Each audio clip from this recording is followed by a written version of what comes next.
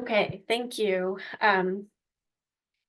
Yeah, well, I'm happy to be here. I know I was asked to come last year and I was also very busy. This starts to be the beginning of the breeding season and I start to get very busy and asked to do a lot of presentations and whatnot, but this is the last year of the Breeding Bird Atlas, so I really wanted to make sure that I was able to reach out to everyone.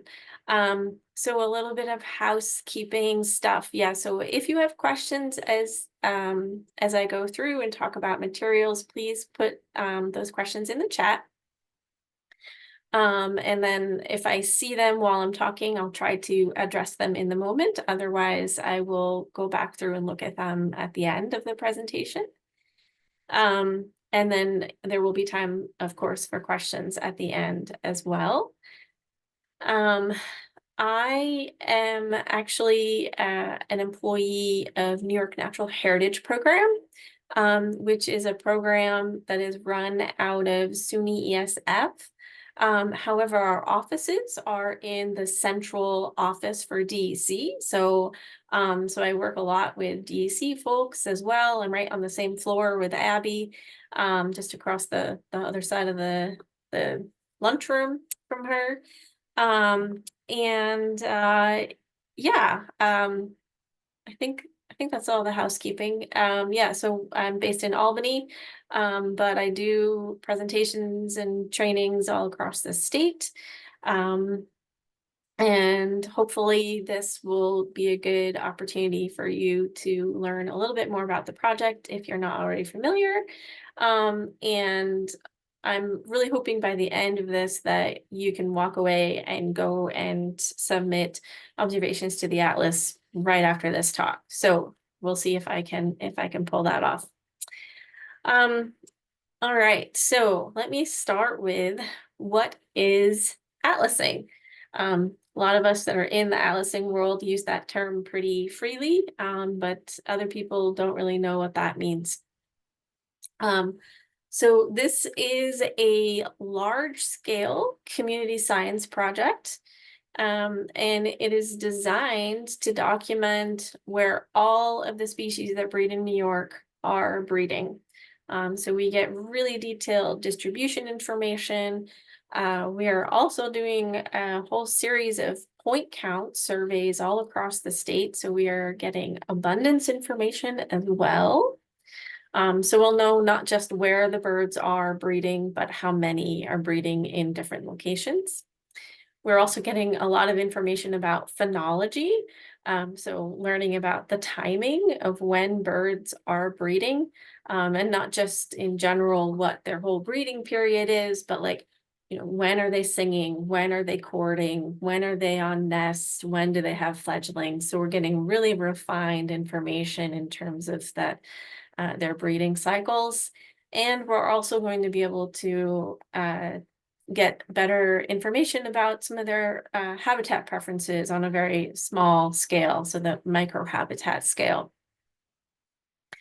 Another great thing about this project is this is the third time that New York State has done a breeding bird atlas. So we are able to look at changes in the bird distributions over time that way. So we have a 40-year time span that we'll be able to look at. So the first atlas started in 1980, the second one was in 2000, and this one started in 2020. And our goal through all of this, our overarching goal for everything we're doing is really to inform conservation and management for the birds of New York State. So how does it work? New York is a huge state. And so in order to make it a little bit more of a feasible project, we break the state up into lots of little squares, what we call atlas blocks. And then we ask people to go into those blocks and observe the birds and find out what's breeding. So for example, here I have one red square. You would go visit that block, you would go bird watching, and then as you're going around, you might see some really cool breeding behaviors. So for example, let's say you observed a couple of American kestrels that were copulating. And so then you would record that information. And when you're done with your birding, you would enter that observation into eBird. So we are using eBird for our data entry. eBird has really taken over the birding world, and that is the tool of choice. So we don't have to do as much training to get people on board. So that is what we're using. So once people do that and they go to all the blocks all across the state, what we get are these really detailed distribution maps. So we can take that courting kestrel and we can see how that, the context of like, is that an unusual observation for that area? We can see if it's right in the core breeding area for that species, that kind of thing. So the map on the left is the kestrel map that we got from the second breeding bird atlas that took place from 2000 to 2005. And then on the right, you can see the map that we have so far for kestrel during this current breeding bird atlas. So there are still some gaps that we need to fill in. You can see that it's a little bit sparser in parts of the state. So that's generally how we approach it. And then in terms of the actual birding itself, it's pretty much like normal bird watching, except that it's a lot slower. So it's really the original slow birding approach to studying birds. Because what you're doing is you're not just walking on a trail and just identifying everything that you see or hear, you're actually stopping and taking a moment to watch the birds and see what they're actually up to. And then the other great thing about it is that it takes you to new places because we're trying to survey all across the state. We're asking people to go not just to their normal birding hotspots, but to document everything all across the state. So you end up finding new places to bird that you didn't know existed.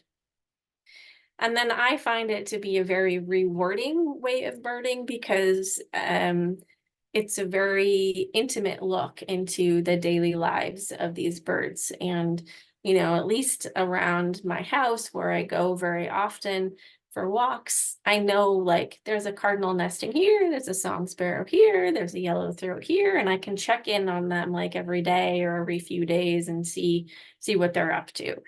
So it's just a really rewarding way to be connected to nature. And then, of course, the other difference is that we are using eBird and we have a specific Atlas portal, and I'll go into that in more detail later on. Basically, what that means is we have a little sub-project in eBird just for the breeding bird atlas. And that's a way for us to display breeding information in a coherent place, and then also make sure that people understand like that there are atlas blocks and that we have breeding codes and the codes should be used a certain way. So so there's a little bit of protocols that are required, and we'll go through some of that. The other great thing about atlasing is that really anybody can do it. So we have people from all backgrounds. We have the young birder, New York Young Birders Club does trips with us every summer, and they have a blast. We do what we call a big Atlas weekend every June, where we compete against all of the other Atlas projects that are going on in North America, everywhere from Puerto Rico to Newfoundland. So that's a really fun challenge that we do. So we have people from all backgrounds and all levels of skill are participating.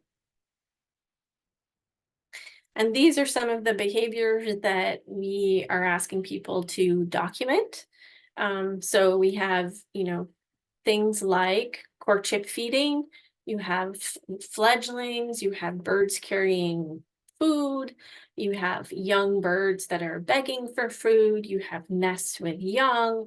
All of those have their own what we call breeding codes that you would enter in order to provide documentation that those birds are breeding there. And they're all pretty self-explanatory. So like fledgling is just fledgling. All right, so what are we finding? So far, so we're not done yet, of course. We still have one more year to go, but we are starting to see, some of the broader scale changes we can already see with the data. So there are a few species like red-bellied woodpecker, also like Carolina wren and tufted titmouse. There's a few species that have really expanded their range quite a bit since the first breeding bird atlas in 1980. So this is the map for red-bellied woodpecker. And you can see the first atlas on the left. It's mostly that Great Lakes Plain and then the lower Hudson Valley and Long Island. By the second atlas, it had filled in a bit more across central New York and along connected there through the Mohawk Valley.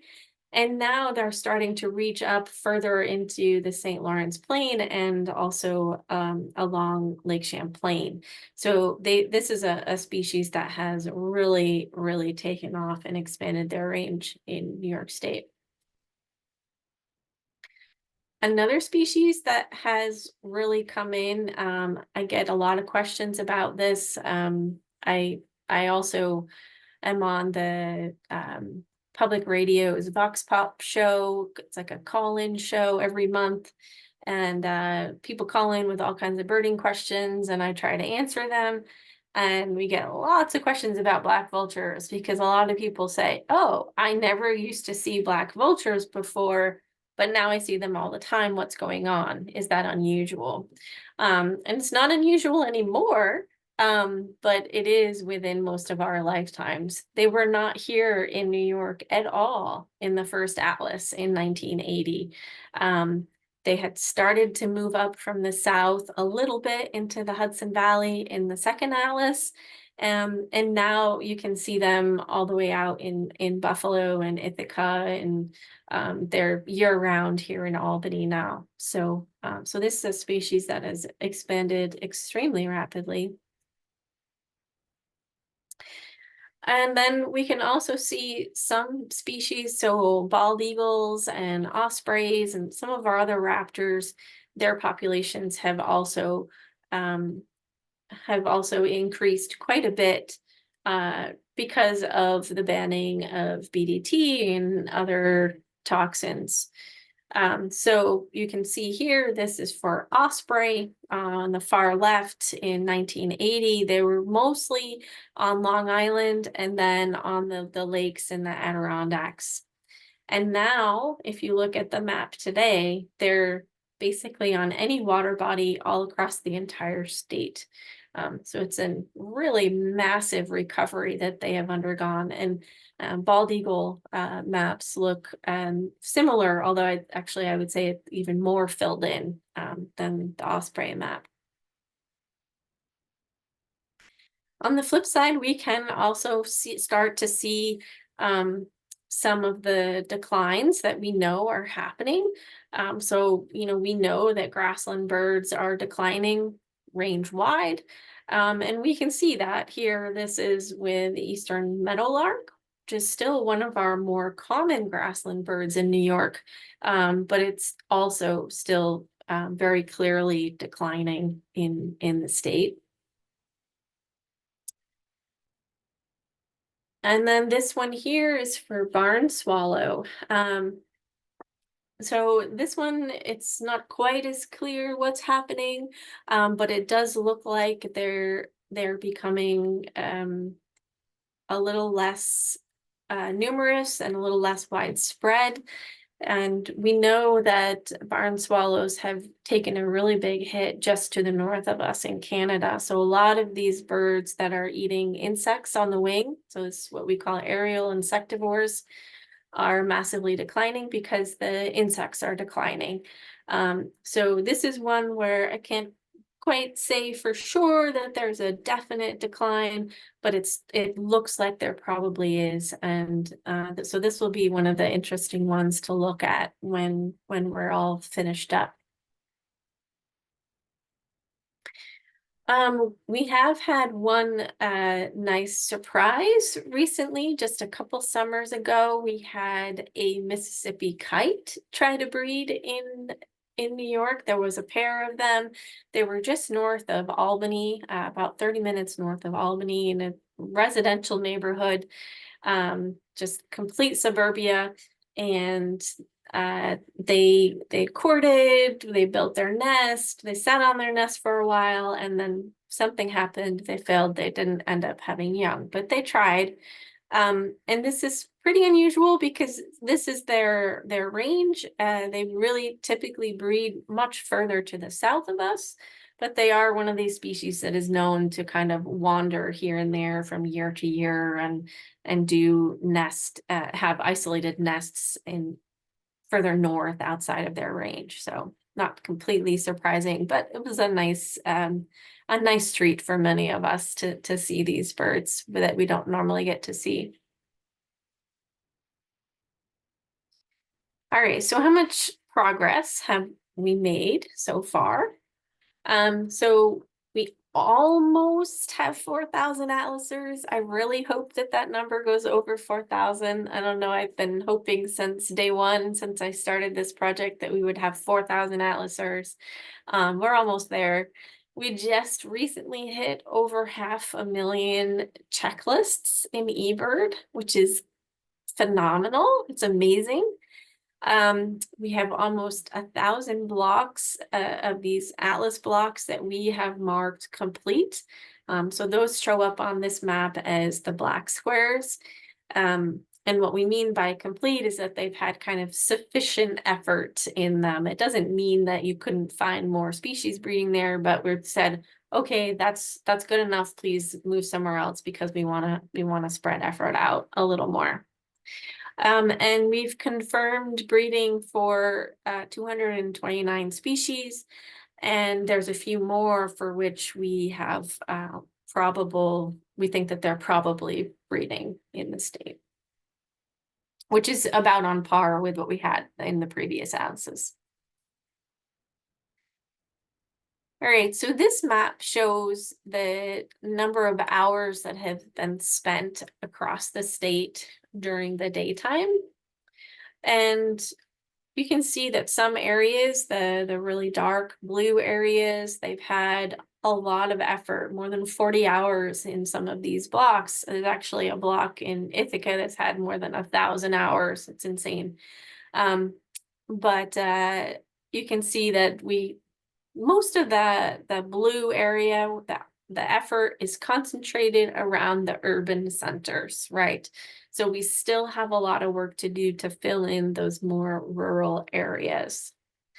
And if we were to look at nocturnal hours, you can see that we're doing even worse. And we actually have had to decide a couple years ago that we're not going to require nocturnal hours in order to complete a block because there was just seeming really impossible. Not many people were interested in doing it, and people didn't feel safe, particularly during the pandemic and all of that. So anyway, so there is a lot of opportunity for filling in some of these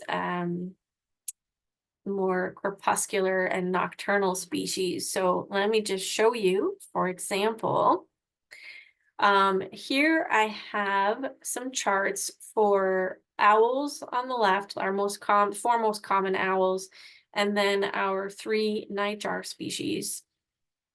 And so if you just look at, let's just look at eastern screech owl. That's the second one there from the left. You can see the blue is from the first atlas, the orange is from the second atlas, and those two bars are about the same. They were found in about the same number of blocks in both atlases. But now in the current atlas, the gray bar, we have much fewer observations of screech owl. You can see the same thing happening with great horned and saw-whet as well. Barred owl, we're doing a little bit better, primarily because barred owls are vocal during the daytime sometimes as well, so they're a little easier to detect. But basically what this is showing me is that there's not many people that are going out at night and documenting these nocturnal owl species. And it's the same thing on the right, the night jars.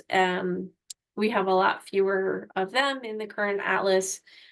That story is maybe a little more complicated because we do know that those species are undergoing decline. So for that, we're not sure, but there's definitely fewer nocturnal birds being documented in this current atlas. And then if we switch to crepuscular species, which I'm assuming all of you guys are pros and understand what crepuscular means because you're doing these winter raptor surveys. These are species that are out right around dawn and right around dusk. So again, we can see some species that looks like if we just look at American bittern, the one on the far left, again, it looks like people are just not getting out and spending much time during those early dawn and late dusk hours. I'm not aware of there being a massive decline in the population of American bittern. So what I suspect is that it's just a matter of people not actually going out at that time of day, which is the time of day that you guys are used to doing for the Winter Raptor surveys. And the same thing on the chart on the right, we have the woodcock and snipe. And again, you can see that there's just quite a bit of a drop from the first two atlases to the current atlas. My suspicion is that is just a matter of effort and that we just need people to be out there and documenting these species at the right time of day. So I think this is really a great opportunity for everyone on this call who's familiar with these Winter Raptor surveys. If you're available to keep doing surveys at that time of day, we definitely could use more information for the species that are active at dusk. All right, so a little bit more specific on how to get involved. So if you remember, I said that we break the state up into all of these atlas blocks. Well, the way that we do that is we use the USGS topo quads. And then we take one of those topo quads and we break it up into six blocks. And for this final year, we've decided to focus solely on the center east block. So you'll notice this diagram on the right. I've got, they all say this is the Albany topo quad, but you've got the northwest, northeast, the center west, center east, and the southwest and the southeast blocks. So what we are doing is focusing our efforts on the center east. And so if we can get all of the center east blocks statewide with some amount of coverage, then we'll actually be able to assess their populations and distributions much better. So that's our target this year, is those center east blocks. And we are, most atlasing does happen during June and July because that's when we have all of our migrant birds back and there's a lot of fledglings around, even like great horned owls and bald eagles, which are breeding now. They'll still have their young at that time. So we do spend most of our time during that June and July period. However, there are a lot of early breeders, and I'm sure that as you have been out surveying, that you have noticed some other species that are starting to do their courtship or starting to build their nest, or maybe you've even seen some great horned owls on their nest by now. And so we realize that, and we do want any observations we can get of those early breeding species as well. So if you're out doing, I know the raptor surveys go, I think, just until the end of March, is that correct? But if you're out there, or you have been out there, and seeing some of these species breeding, then I would encourage you to submit those observations to the Breeding Bird Atlas. And then if you continue to go out in April and May, you'll probably run into more and more of these species.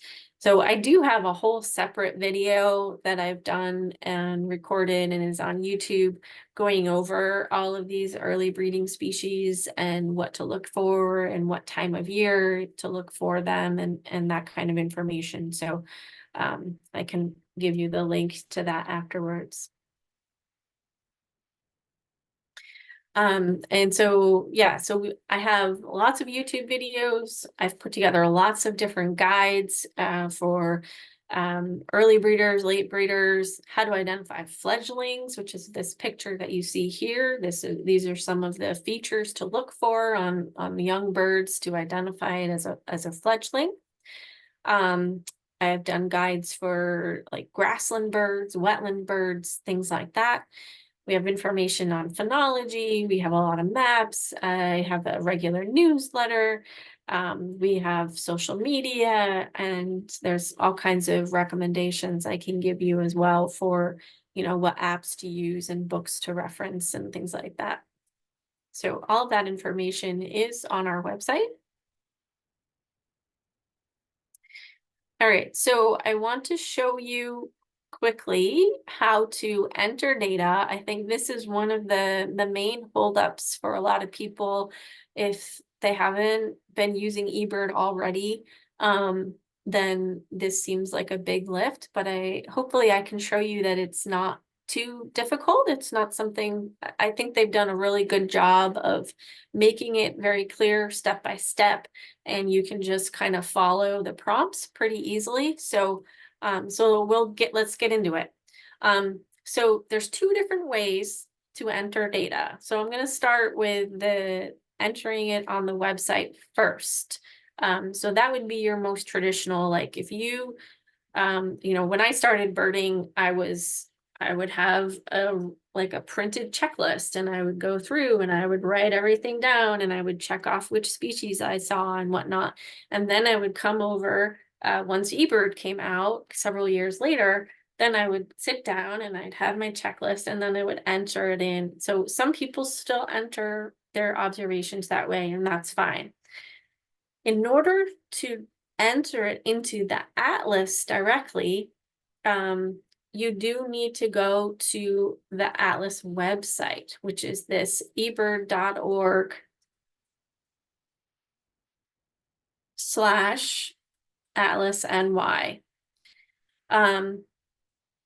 And that is our portal, what they call our portal, basically just our project page on the eBird website. And then you'll look for this on the top bar, you'll look for submit, and you'll go to there, and you'll see a screen like this. And the first thing that you're going to do is choose the location of where you were. If it's a place you've been to before, you can choose it from the drop down. If not, you can find it on a map. It is also possible to enter a lot of data all at once, but if you want to enter your data to the atlas, you should really contact me first, because the instructions that eBird provides are incomplete. They do not tell you how to add breeding codes, how to submit it to the atlas portal, that kind of stuff. So So please, please, please, I recommend reaching out to me if you are going to try that approach. But for most people, if you're just doing one checklist at a time, this is what you'll do. You just go to eBird, to the Atlas portal, and then hit submit. You'll select your location. All right, and then there's prompts, and it says enter the date that you were out, select the protocol. If you're doing something like the Winter Raptor Survey and you're just staying at one stationary location, then you're going to select stationary. And then it will ask you, what time did you start? How long were you out? How many people were there? Pretty simple. All right, and then on the next page, that's where the bird information goes. You're going to go through, you're going to enter the number of individuals you saw of each species. And once you enter in a number, so you see here, this first example, 5 Canada geese. Once you enter that 5, then this little bubble shows up that says add breeding code or details. So you click on that, and then what you get is what you see here underneath wood duck. Then it will show something like this. And there is this breeding tab, and you get this huge long list with all of the different breeding codes. You choose which one is the most appropriate for what you saw. This time of year, there's already some Canada geese that are just starting to get on nest or visiting a probable nest site. So you could do either this ON code, or further down on the list, that N code, which is visiting probable nest site. And then you just do that for every species. And then when you're done, you have to answer this one question, which says, did you submit a complete checklist? Which means, did you enter all of the birds that you were able to identify? So it's not asking, I think a lot of people are nervous and they're like, well, I can never say yes to that because I can't ID all of the species that are there. It's only asking if you're entering everything that you are able to identify. Because a lot of people, for example, will not report starlings or rock pigeons or something like that, but you can identify those. So are you intentionally leaving something off your checklist? That's basically what they're asking. Most of the time, I think that's a yes for most people. And then you hit submit and you're done. And that's it. Okay, so now for the app version, I think the app version is much smoother. It does provide us with slightly more accurate data, because it gives us a very accurate length of time and distance traveled and that kind of information, and the location information. So I do recommend using the app if you can figure that out. I think it's quicker as well. And you won't have any homework when you get home. So it saves you time. So the very first thing you do, if you open up your eBird app and you don't see, on this left-hand image here, I've circled where it says Portal New York Breeding Bird Atlas. If you don't see that, then you need to go into the settings on your app. So on this image, this is from my iPhone. You hit the 3 dots. If you're on an Android, you're going to hit the hamburger symbol, and you're going to have to search for where it says set the portal or change the portal. And there'll be a big long list because there's a lot of different breeding bird atlases going on all across the world. And you're going to scroll down to the New York Breeding Bird Atlas. And then when you exit out of there, you should see this on there. Once you have it in the portal, you're set. Then everything that you're entering goes directly to us at the Atlas. All right. Then, well, I should back up. So then you would hit start checklist. And generally I recommend doing, there's a little toggle for recording track. if you record track, then it will keep track of how far you've traveled. Important to note that your track information is not shared with anyone else. I cannot get your track information. So if you're going somewhere private property, it's not going to get shared with anyone. eBird will not share it. So really all that does is allow us to get a very precise distance that you've traveled. All right. So once you start your checklist, then you get a blank list of species of the most commonly reported species for your area. So it's already been filtered and predetermined based on other observations in the area. And like I said, it will keep track of where you go. That's the middle map here. You can see a nice little track of where you've gone. And then it's pretty easy to just add your observations. You're going to hit this this box on the very top where it says add observation or find species. You click that, you type in the number of individuals, and then you start typing the species name or the 4-letter code or some part of the name, and it will show you a list of likely things that you're trying to enter, and you select that, and then you're good to go. And then in order to add the breeding code, so if you look on this checklist that I have here on the right for Carolina wren, I have an S for it was a singing bird. So that bird was singing. So how did I do that? So what you would do is you just click on the name Carolina wren. And I'm going to use an example with cardinal, actually. When you click on the bird name, you'll get a more detailed page just for that individual species.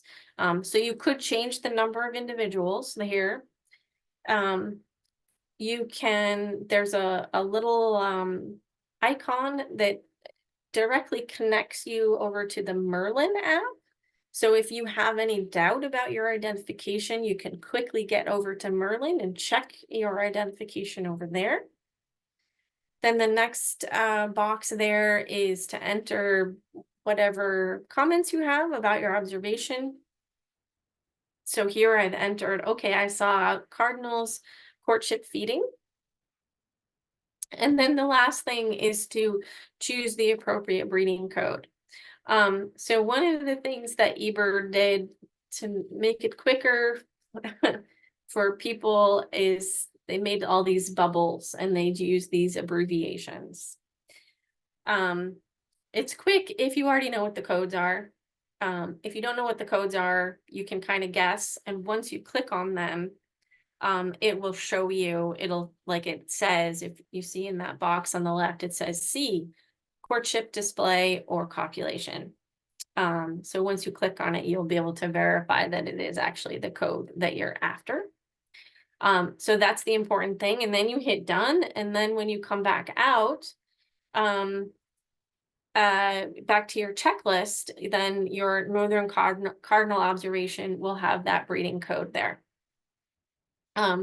So then when you're done birding at that location, you'll just hit stop. And then it will take you to another page where you can set the location name, you can add observers, you can share your checklist with the other people that you were birding with. And then you have to answer again that same question. Did you submit all of the birds that you saw? And then you submit it, and then you're done. So then there's a couple other perks for using the eBird app that I think are very helpful. So one, just a reminder, always look for that portal signal on your homepage. Then the app also, once you're in the portal, it will tell you when you're getting close to a block boundary. So for the atlas, we really want to keep all of the observations within each atlas block. And so if you're crossing over into another block, then we would want you to start a new checklist. So it's really great that the app actually tells you and it'll give you notifications and you know, like a little buzz in your pocket telling you, hey, you're getting close to the border. And then you can click on that little map signal symbol there up in the top left. And then it'll show you a map, a satellite map of where you are and where you are in relation to the block and the block boundary. So that just makes it just really easy so that you're collecting really top-notch quality data. All right, so I did briefly mention the Merlin app, and usually I get a lot of questions, so I'll just mention a little bit about Merlin right now. Merlin, if you haven't used it, allows you to identify birds by sound or by photo, or by answering a series of questions. And a lot of people are now using it to help them with sound identification. And there have been some major improvements. I think that it's a really great app. I think it's pretty accurate. I think, but it's not infallible. I will say that. You know, there are certain things that, you know, that we as humans even have a hard time with, like a pine warbler versus a dark-eyed junco song. Merlin tends to have a hard time with that too. So don't rely on Merlin 100% for an identification, but use it like a field guide or like another set of ears, you know, like you had a birding companion with you, and try to verify whatever it is yourself. So don't rely on it 100%. And then if you're getting something that is being flagged as rare, then try to save the audio recording and or get a photo as well. So use it, learn from it. I think people can learn a lot from using it, but don't rely on it 100%. All right. Maybe I skip these slides since we started a little late. I had a couple of slides just in case people would be out at night. But I think I'll skip through these for now, and we can come back to them if people have questions. And instead, I'll jump to my last slide, which has some information about, so our website, which I already put in the chat. And then our email address. This is the generic email address. And then this is my personal one at DUC. And then let's see, so we are on Facebook. We have a Facebook page and a Facebook discussion group. So if you have any questions, you can always put your questions there, and there's a whole group of us that will help answer, or it's a great place also to share what you've seen. We have a YouTube channel. I record and put all the videos up there. I also have tutorials. If I went too fast on how to use the mobile app, I have several tutorials in there as well, for how to enter observations and enter them quickly. And then we do have Instagram and Twitter, though we aren't on those quite as much. So yeah, with that, I guess I'll take some questions for the last 5-6 minutes that we have left. Can you hear me okay? Yes. Thank you very much. This is a wonderful presentation. I did have one question, and forgive me if you already mentioned this, or if it was looped in with another one. For the slides that we skipped over, are those also in a video on YouTube as well? Or I know this meeting's going to be recorded, but yeah, they are. There's a separate video that we have on nocturnal atlasing. And all I did here was I basically condensed some of the information into some shorter slides. But I mean, are people interested in the nocturnal stuff? I wasn't sure. This seemed like an appropriate audience, but I wasn't quite sure. Yeah. I'd be interested to hear, yeah. Okay. All right. I'll do it relatively quickly then. Um okay, so yeah, so I think nocturnal atlasing is really fun. It's just a different world, a different like parallel universe basically. There's a lot of different bird species that are active at night, so it's not just the owls and the nightjars. We also have the woodcock and the snipe. I'll throw in there. We have the grebes. Pied-billed grebes do these amazing songs. Sometimes they do them during the day, but they do them a lot at night. Coots and moorhens, rails, bitterns. Some forest birds like cuckoos and ovenbirds, they'll be singing at night, doing these fancy courtship flights. Grassland birds can actually be much easier to detect at night because there's less wind, there's less traffic, there's just less human noise in general. And so their sound carries much further. And some ducks. Yeah, Mackenzie. Sorry, this is kind of jumping back a little bit. Mm-hmm. When do you like assign the square, or how do we know where the squares are? Are we just kind of going to any spot? I was a Okay. little confused about that. Yeah. Sorry to like interrupt. I just was like, Yeah. okay, I really don't know how we access Sure. the squares. Sure. Yeah. So let me finish this and then I'll answer that question. Okay, perfect. Yeah. Thank you. Yeah, you're welcome. All right. So I think another important thing for the nighttime stuff is to plan ahead.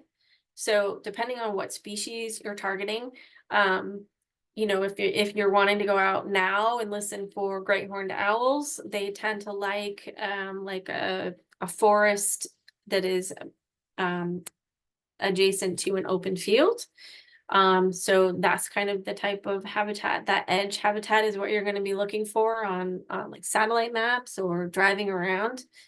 Try to pick multiple spots within a block and then stop and listen for, sometimes I only stop for 3 minutes, but 5 minutes is good as well.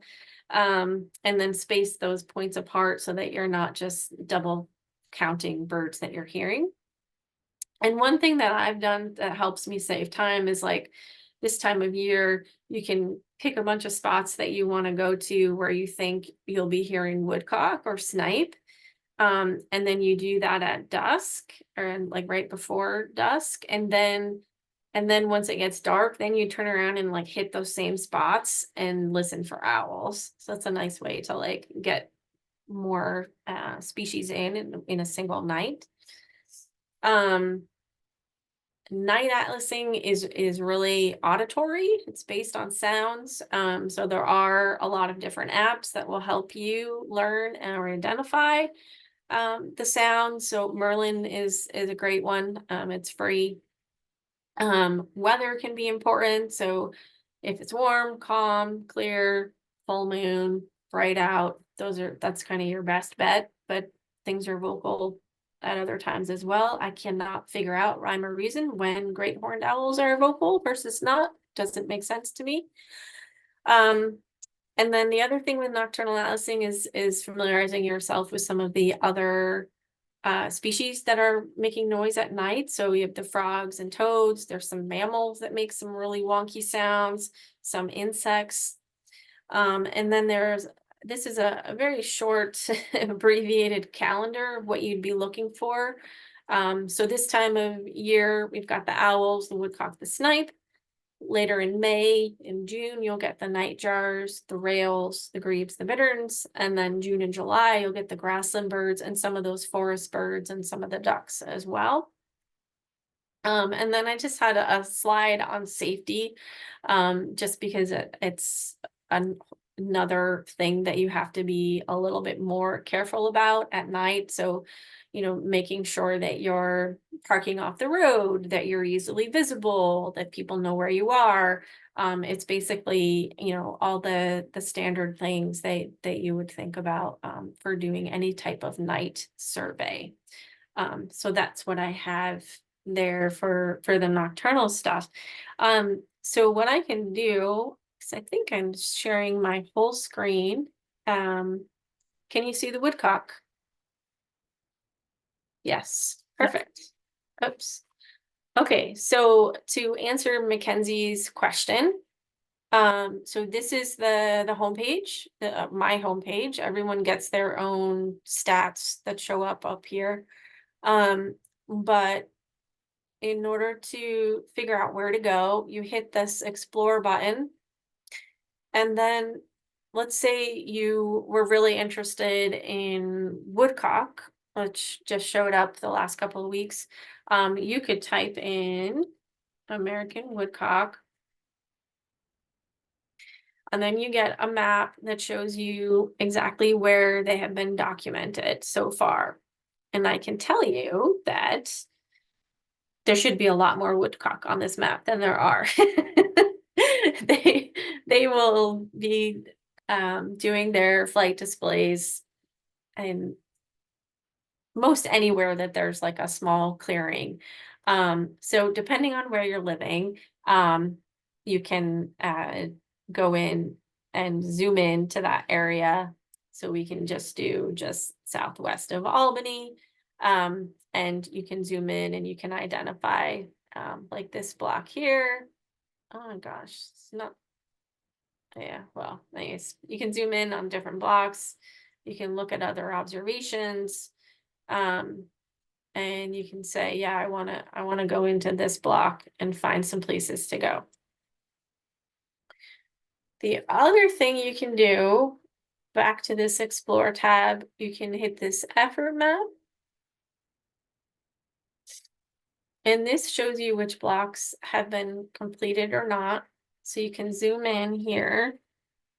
So I'm going to zoom in to Steuben County, which needs a lot of work. And you can click on a block. So this is Canastillo Center East.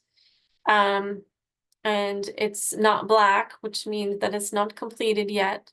And what we can do is we can view all the block data and we can see everything that has been. So only one person has been here in 2020. There's only 2 checklists and yeah, so hardly any work has been done here. And you can see all the species that have been documented there and where the person went and all that information here. So that is one way to figure out where to go depending on your interests and skills and your availability. And then the other way is if you go to About and then Atlas Team, you can either email me or any of the regional coordinators. You scroll down, we have different regions across the state with a whole team of people that are helping on the ground assign people to different blocks. And so the best bet would be to email them directly and find they can help you as well. Thank you. I have one other kind of random question, I guess. So when you were talking about the eBird, I went in and I did not have any New York State breeding bird atlas set. So I went in and set that. And I tend to like just bird when I have time, and I'm starting to get a little bit more familiar with eBird. Would you like us to enter stuff in if we're just like going out, or do you want us only to go out and mark an eBird using the portal for the breeding bird while we're on like the mission to do that? That's an excellent question. and different atlases have different approaches, but here in New York, in order to make it easier for you, we've said that you can just keep your phone in the Atlas portal at all times when you're in New York.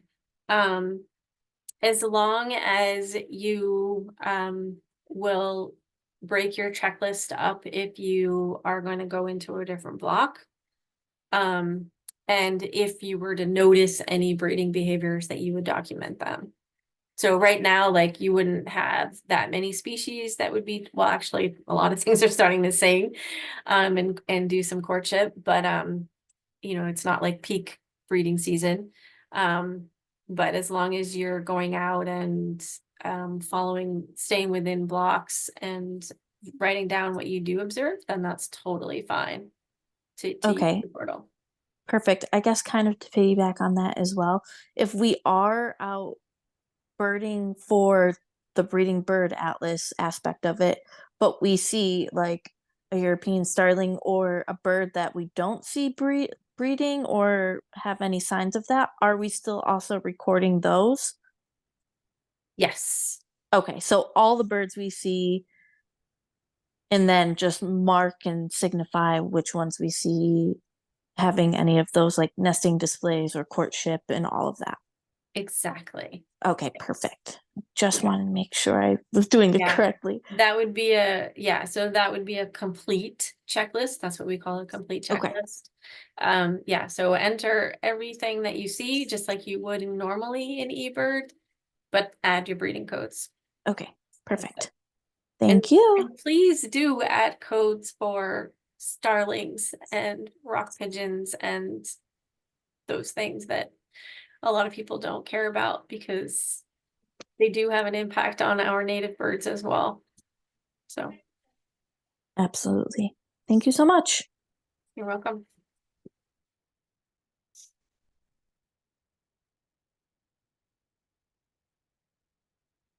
All right. Well, if there's no more questions, we can stop there. But you have my email address, so you can contact me if you have more questions. And usually it takes Zoom like 24 hours to get me the video. So once I have that, I'll post it on our YouTube channel and I can send it out to you guys. Thanks so much, Julie. That was amazing. We really appreciate your time. You're welcome. Yes, thank you very much. Thank right. you. Have a good evening. Have a good evening, everyone. Thanks, Julie. Have a good evening. Yeah, bye.